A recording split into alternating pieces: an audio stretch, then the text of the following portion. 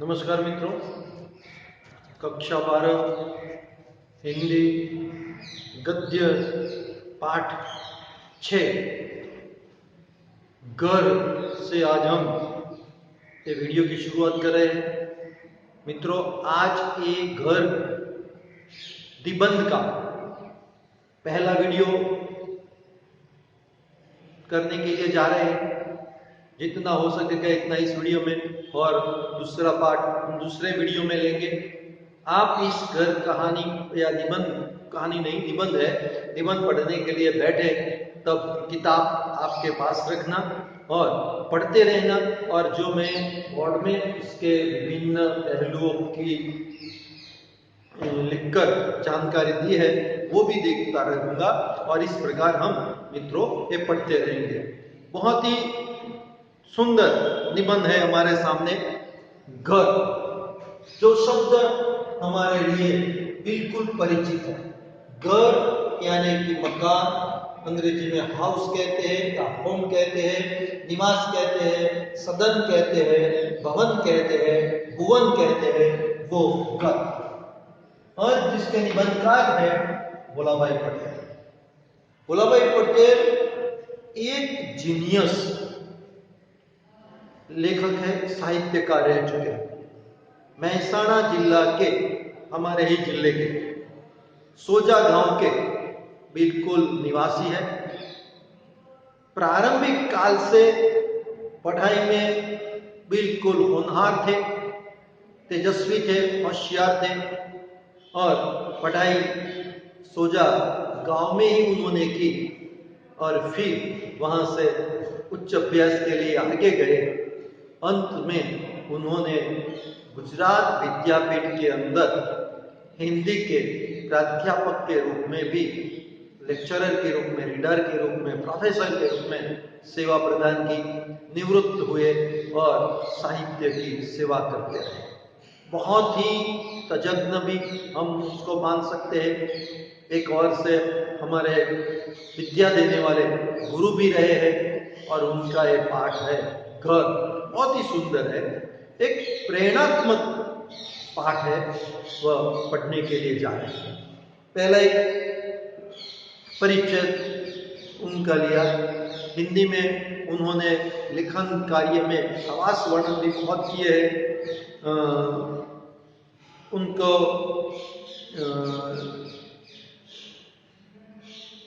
विदिशा, कांचनजंगा, अगोना, अज्ञे एक अध्ययन आदि उनकी प्रमुख रचनाएं। पुरस्कार भी उन्होंने पाए हैं और पुरस्कार से सम्मानित किया गया है। गुजरात साहित्य सभा की ओर से रणजीत राम सुवर्ण चंद्र भी उनको एनायत किया गया है। स्वामी सच्चिदानंद सम्मान भी मिला है, और सबसे ज्यादा भारत सरकार की ओर से साहित्य के लिए उनको पद्मश्री अवार्ड भी दिया गया है। प्रस्तुत निबंध में लेखक ने शहर में स्थायी होने से गांव को घर बेच लेने का विचार किया है, और इस विचार के साथ क्या क्या घटनाएं घटित होती है ये हमारे सामने यहाँ बताया है। इसको हम पढ़ने के हैं। पहला परिच्छेद हम पढ़ते हैं मित्रों। गांव से शहर में स्थायी होने के बाद लगभग बंद रहने वाले अपने छोटे से गांव के पुश्तैनी घर को बेच देने का विचार आया। जिस मोहल्ले में हमारा घर है, वहां के पुराने पड़ोसी तो अब शहर में रहने लगे थे। अधिकतर लोगों ने तो अपने पुराने घर बेच भी दिए थे। इसलिए शादी, मृत्यु जैसे अवसर पर किसी सामाजिक रिवाज के लिए या लंबी छुट्टियों में गांव में इस घर में रहने जाते तो बड़ा बेढंगा लगता था। नए पड़ोसी आ गए हैं और उनसे अभी नाता नहीं बंध पाया है। वे हमें भी आगंतुक ही मानते हैं, इसलिए उस घर को रखने का कोई आकर्षण नहीं था। मित्रों, एक अनिवार्य समस्या है शहरीकरण की। सब प्रकार की सुविधाएं लोगों को गांव में मिलती नहीं है। प्राइमरी शिक्षा मिल सकती है, गांव में माध्यमिक शिक्षा तक मिल सकती है, बल्कि सभी गांवों में या यातायात, पहले की बात तो बहुत ही पुरानी बात है, लेखक ने बात बताई है 1934 से 2012 तक की काफी प्रगति नहीं हुई थी। उस समय तो गांव में माध्यमिक शिक्षा भी नहीं थी, और माध्यमिक शिक्षा थी तो उच्च शिक्षा नहीं थी, और उच्च शिक्षा के लिए शहर में जाना पड़ता था, और व्यवसाय के लिए भी शहर में जाना पड़ता था।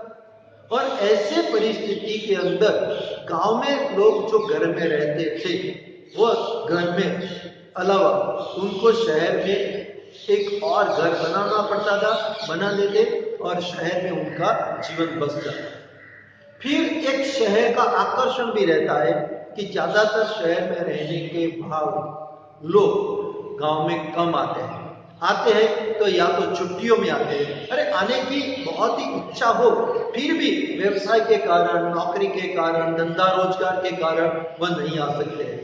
या आते हैं तो या तो छुट्टियों में आते हैं, या तो कोई अच्छे बुरे प्रसंग पर आना पड़ता है। तो ऐसी आवश्यकता होने पर यहाँ आते रहते हैं। हमारे लेखक है जो भोलाभाई साहब, उनकी भी कही हुए अहमदाबाद में पढ़े, अहमदाबाद में गुजरात विद्यापीठ के अंदर फिर हिंदी विषय के प्रोफेसर के लिए वह नियुक्त हो गए, अहमदाबाद में ही रहने लगे। अहमदाबाद में उन्होंने अपना मकान भी बनवा लिया।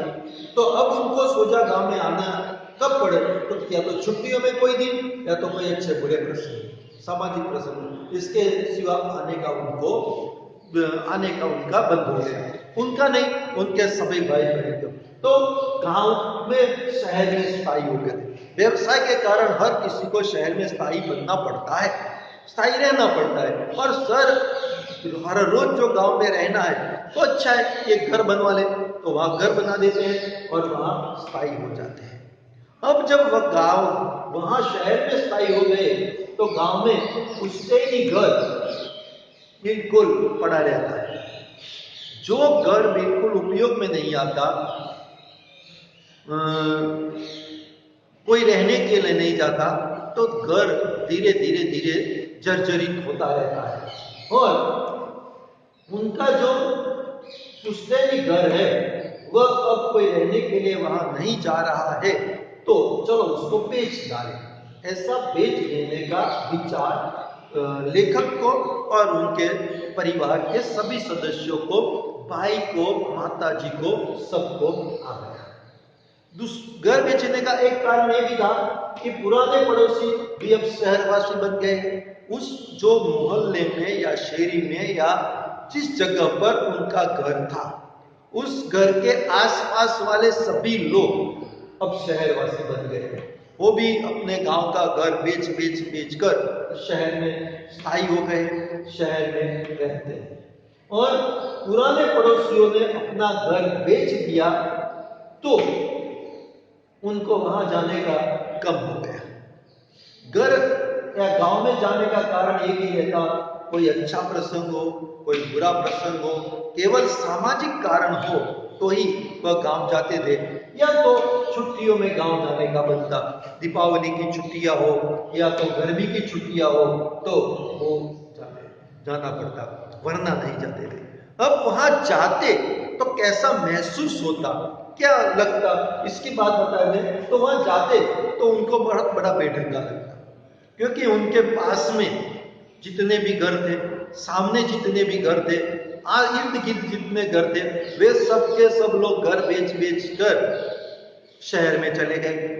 शहर में चले जाने से, बेचकर शहर में चले गए, तो जिस बचपन में या युवानी तक उन्होंने इस घर में, उस मोहल्ले में, आस पड़ोस के साथ रहे, वह सब परिचित थे। बेचकर गए और उनके जगह पर जो नए लोग घर खरीद कर रहने के लिए आए, वे बिल्कुल अपरिचित थे, अजनबी थे।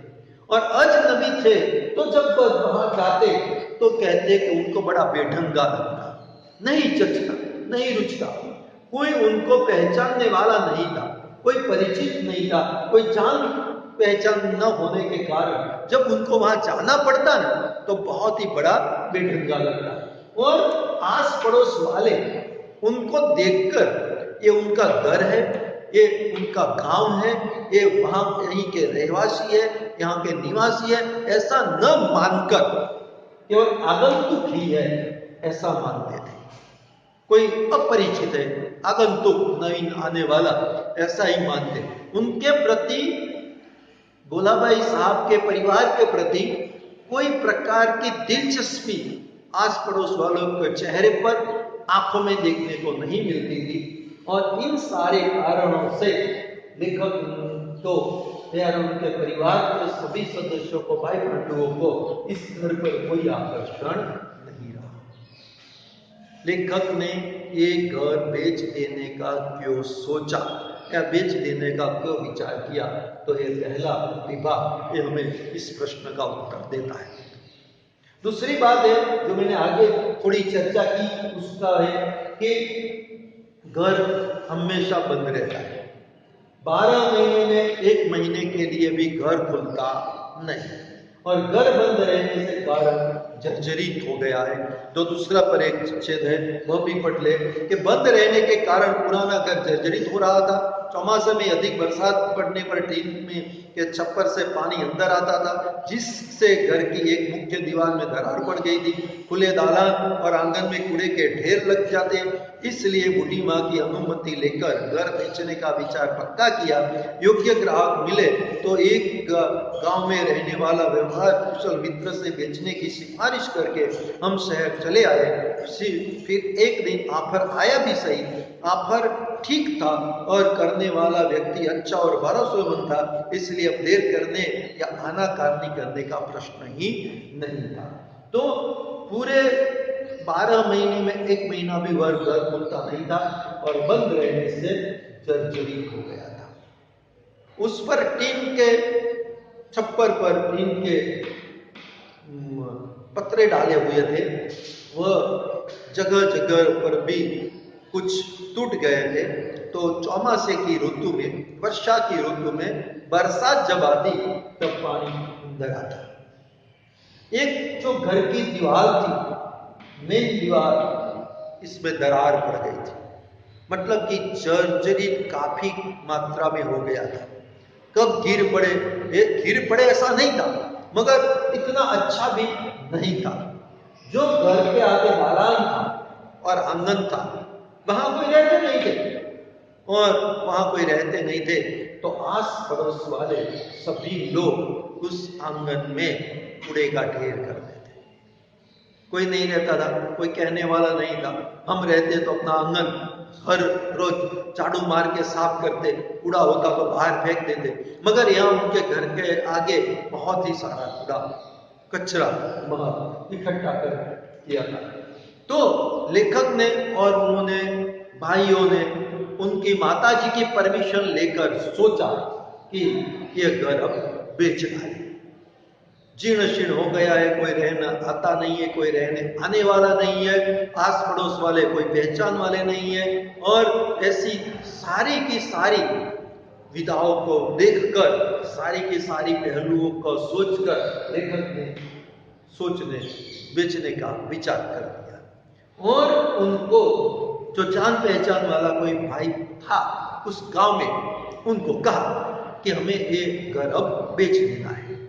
घर बेचते समय सब लोग यही सोचते रहते हैं कि हम बेच रहे हैं, मगर जो दूसरा है वही भी व्यक्ति अच्छा हो, आस पड़ोस वालों में घुल मिल जाए, ऐसा हो और परिचित हो, तो उनको कोई तकलीफ न पड़े।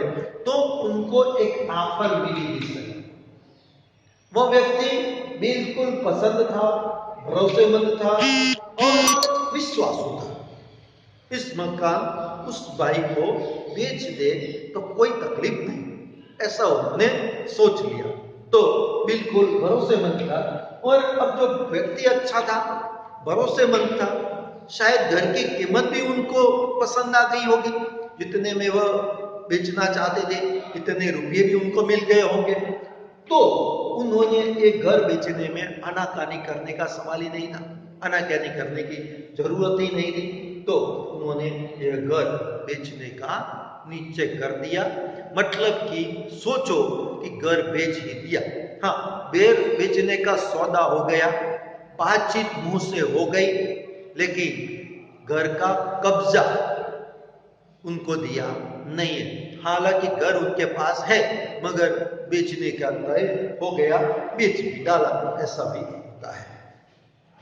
परंतु उसी क्षण मन में टिस सी उठी, बार बार मन को व्यग्र बनाता,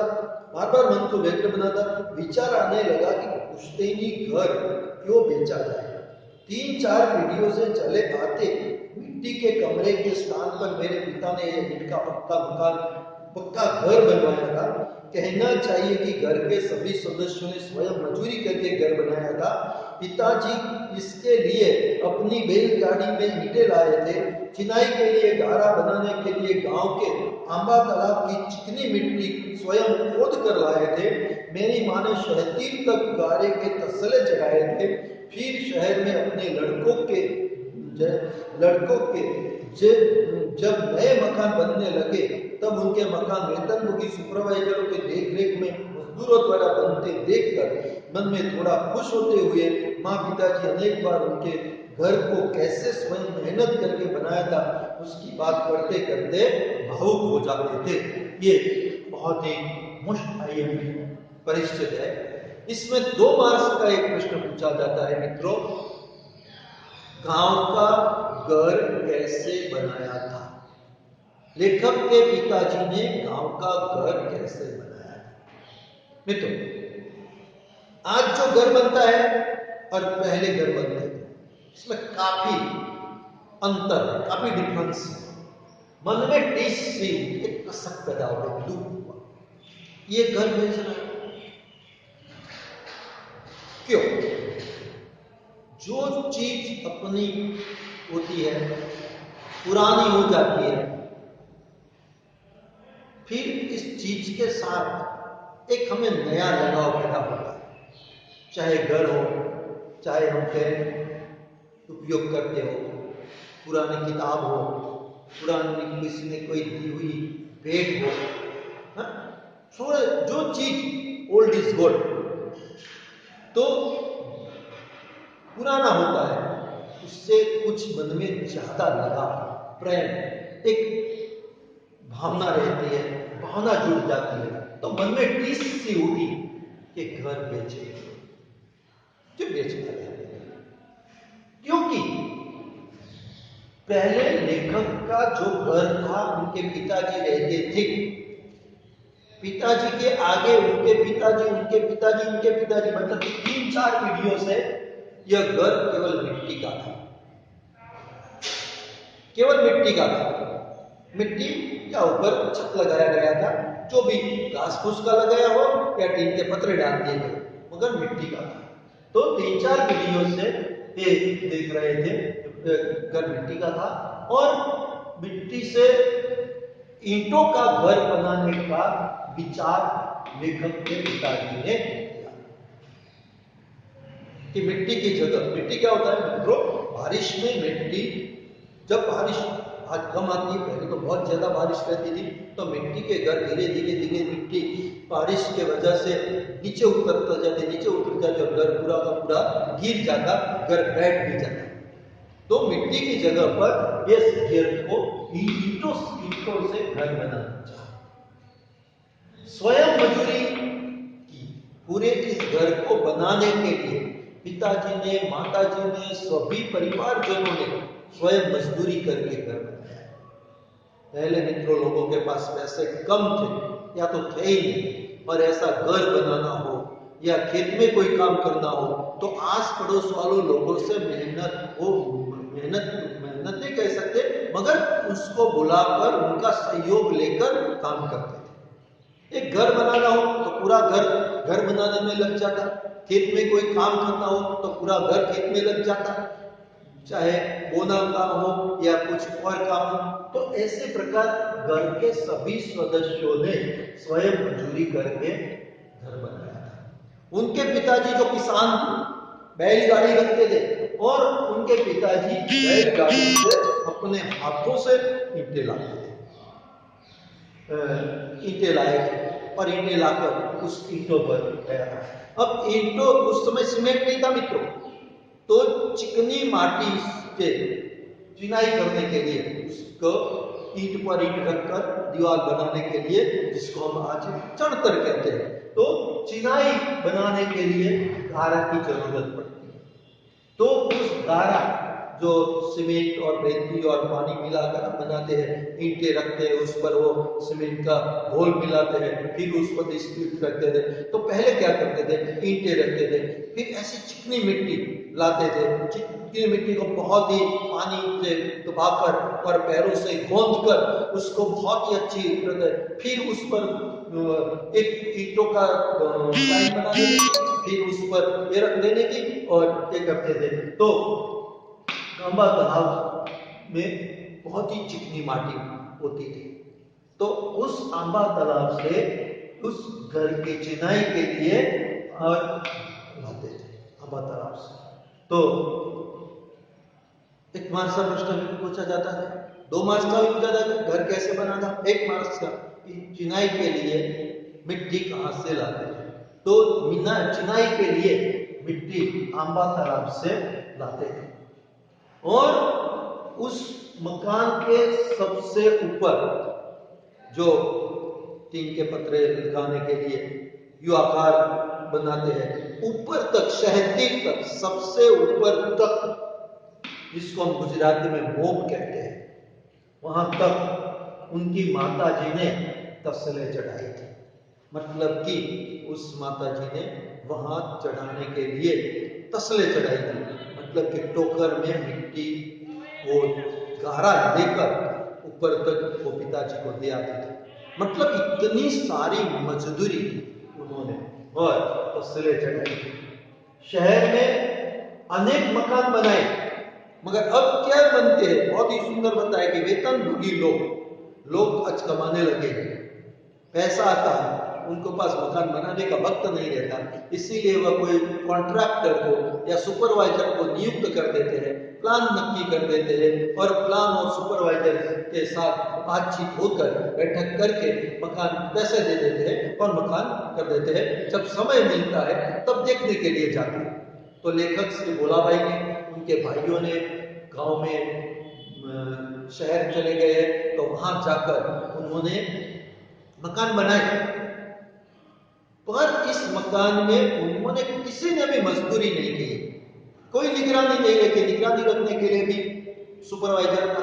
तो इस कॉन्ट्रैक्ट बेस पर सुपरवाइजर की मदद से उन्होंने मकान बना दिया। मगर ये मकान तो उन्होंने अपने हिसाब से बनाया है। और माँ और पिताजी दोनों जब इस मकान की बात करते थे, तब हमने ये मकान ऐसे बनाया था, हमने ये मकान ऐसे बनाया था, हमने ये मकान ऐसे बनाया था, ऐसा कहकर भावुक हो जाते हैं। करीबन अक्सर सुनना मित्रों, हम कोई बात करते हैं कि हमने एक किया, हमने एक किया, और हमारे पिताजी, माताजी, दादाजी, दादी जी, नाना जी, नानी जी के मुंह से सुना कि हमारे समय में कितना एक काम करना कठिन था। ये बात बता देते हैं। आज बहुत ही सरल जीवन हो गया है। आज तो मित्रों हम घर में केवल नल ऑन करते हैं और पानी आ जाता है। मगर उन लोगों को पूछना कि मिट्टी या मटकी लेकर वह कुएं में जाते, रस्सी से अंदर डोल या बाल्टी डालते, पानी खींचते और पानी लेकर फिर वह सर पर रखकर बोझ उठाकर वह आते। कितनी उनको पानी की कीमत समझ आती थी। एक बूंद भी पानी वह वेस्ट नहीं जाने देते थे। आज हम पानी जिस प्रकार उपयोग करते हैं, तो इसी प्रकार से ये हमें पता है। तो आज घर हम बनाते हैं, और उस समय जो पिताजी ने और माताजी ने अपनी मेहनत से घर बनाया था, यह देखकर भावुक हो जाते हैं। घर में तीसरा आगे का पैराग्राफ है। तो घर के आंगन में कैसे खेलते थे, इसी घर में सभी भाइयों बंधुओं का जन्म भी हुआ। और इतना ही नहीं, हमारे दाम्पत्य जीवन का भी आरंभ हुआ, और इसी कमरे में हमारे संतानों का भी जन्म हुआ। जीवन में जो अच्छे बुरे प्रसंग आए, यह घर उनका साक्षी है। घर किस किस बात का साक्षी है? तो लेखक कहते हैं इसी घर में हम सभी का जन्म हुआ। लेखक का जन्म उसी घर में हुआ। दाम्पत्य जीवन, लेखक की शादी भी उसी घर में हुई। लेखक का दाम्पत्य जीवन भी वहीं से शुरू हुआ और लेखक के संतान जो है, बेटे बेटियां, उनका जन्म भी वही हुआ। इस घर में जितने अच्छे प्रसंग बने हैं या बुरे हुए हैं, वह उस घर साक्षी मित्रों। और घर का आगे कहते हैं, घर के आंगन में कैसे खेलते थे। एक दिन आंगन को पार कर कंधे पर थैला लटका कर गांव की पाठशाला में पढ़ने गए थे। एक दिन उसी आंगन को पार कर दूर पर गांव पढ़ने गए। एक दिन उसी आंगन को पार कर शहर में जाकर बसे। इसी घर के आंगन में हमारे बहनों और भाइयों के विवाह मंडप बनते थे। यही बिरादरी वालों के साथ झगड़े और स्नेह मिलन भी हुए थे। वही पड़ोसियों के साथ ऊंची आवाज में बोलाचाली और झाड़ों में अलाव में के पास बैठकर मधुर विश्रम्भ कथाएं हुई थी। उसी आंगन में हमारे परिवार के कुछ सदस्य भैंस, बढ़िया, बैल, बछड़े बांधे जाते थे। तो मित्रों आगे भी ये बात बता रहे हैं कि इस घर में क्या क्या हुआ है। तो कहते हैं इसी घर में दाम्पत्य जीवन जन्म हुआ, दाम्पत्य जीवन शुरू हुआ, संतानों का जन्म हुआ, अच्छे बुरे प्रसंग आए। उसी घर के आंगन में उनकी गाय, भैंसे, बैल, बछड़े बांधे जाते थे। उसी घर का आंगन लांग कर छोड़कर एक दिन हम पाठशाला पढ़ने के लिए गए थे। पहले दफा जब थैला लेकर स्कूल जाने का जो एक बहुत ही बढ़िया आनंद रहता है, माँ बाप भी कितने खुश होते हैं। वो पाठशाला में गए थे, घर की अहमियत बता रहा है। उसी घर को छोड़कर एक दिन परगांव पढ़ाई के लिए या व्यवसाय के लिए गए थे। इसी घर में भाइयों का विवाह भी हुआ था और इसी घर में सबका स्नेह मिलन भी हुआ था। आस पड़ोस वाले व्यक्ति के साथ बातचीत भी इसी कभार सभी लोगों के साथ कुछ मीठी या कटु नोक झोंक भी होती रहती है, झगड़े भी होते रहते हैं, छोटे छोटे बाबतों के अंदर वो कायमी नहीं होते मगर क्षणिक होते हैं। तो यह उसके वहां भी हुए हैं, तो ये बात भी बता रहते हैं। और यहाँ जाड़े की ऋतु में लेखक कहते हैं सब लोगों ने साथ बैठकर अलाव, गुजराती में कहिए तो तापन, ठंडी से बचने के लिए टोकर में या सिगड़ी पर या अंगीठी में कोयले डालकर या उबले डालकर उसको जलाकर अग्नि पैदा करके हाथ लंबे बैठकर गोल वृंद में बैठकर जो हम बैठे रहते हैं और तापते रहते हैं, वे अलाव भी बहाते। तो ये सारा का सारा उनके घर का वर्णन बताया गया है मित्रों हमारे सामने। बहुत ही ये घर के प्रति, घर चार दीवारों से बनने वाला कोई घर नहीं है। घर के अंदर घर बनाने से लेकर साज सजावट करने तक जो उनके अंदर एक प्रकार का भाव, लागणी, हमारी थोड़ी सी जिंदगी इसमें मिल गई है, उसका मिलन हो गया है और एक घर हमें भावुक बनता है। गुजराती में कहावत है मित्रों, धरतीनो छेड़ो घर। अरे हमारे पुराने काफी अच्छे नामदार कवि लोग बाहर गए हैं, फिर उन्होंने अपने वतन को, अपने घर को याद किया है।